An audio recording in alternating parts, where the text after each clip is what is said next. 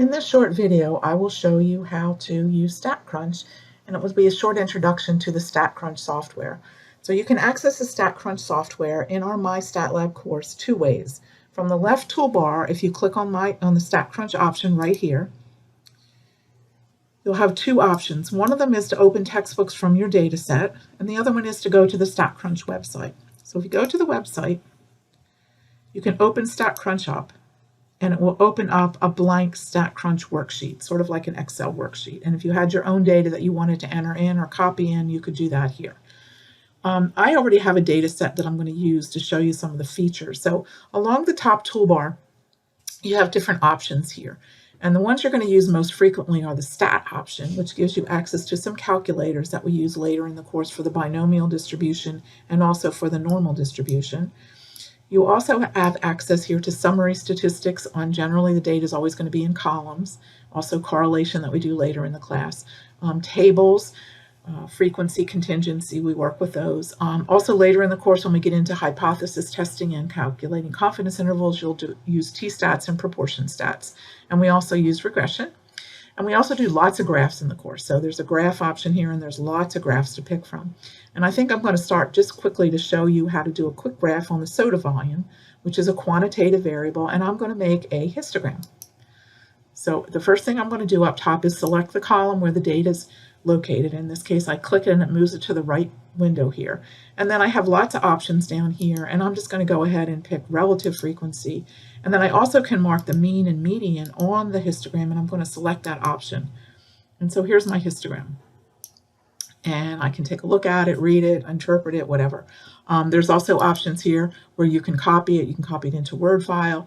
The other thing you can do when you close it, if you decide to save this data set later, you can actually save any of the things that you did in here. Any of the results will be saved over here, and you can save those with the data set. And then let's make a graph of the categorical or qualitative data. Let's go ahead and make a bar plot of the color data, and we have the data. So we're going to pick favorite color, and I'm going to do these in count descending, and I think I'll do relative frequency.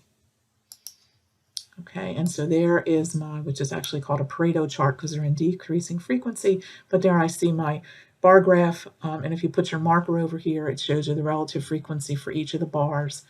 The other nice thing, for instance, if you pick the red bar here, if you were interested in a data set from the graph, if you click on that, it will highlight where that data are in this data set. In this case, there's only one observation, but sometimes when you have a large data set, it's helpful to know what the data values are for other variables that might have been collected on the same case.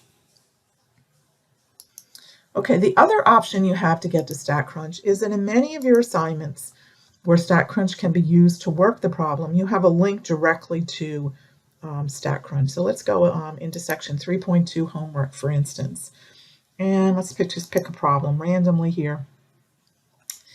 And in this section, we learn about calculating range and standard deviation.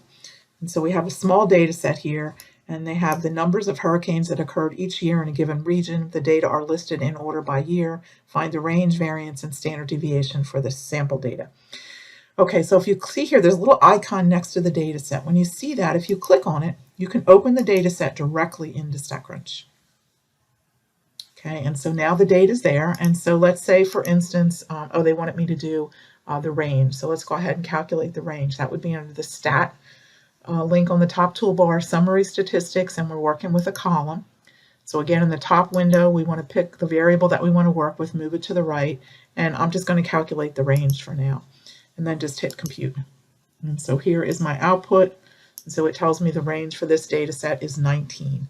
And then when I close this, it's going to go ahead and save that here in my results. I've got one hidden result. Now let's say, for instance, I was working on this data set and I wanted to use it later. So I could go to Data and Save and give it a name. Let me call it just Sample Data. And if you click this option here, it will save any results that you had that you had worked on during the session, and you want to go ahead and say Save It.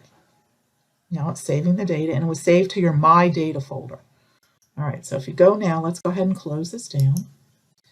And let's close this problem down. And now if you go back to StatCrunch, let's see if I still have that window up here for you, and you go to My Data, and there's my sample data that I just saved. And if I click it open, it'll open it right up in StatCrunch. All right. So there are videos in our My Courses course on the table of contents. I've got videos for each of the different things that you learn how to do in the course. There's a video to show you how to do that using StatCrunch.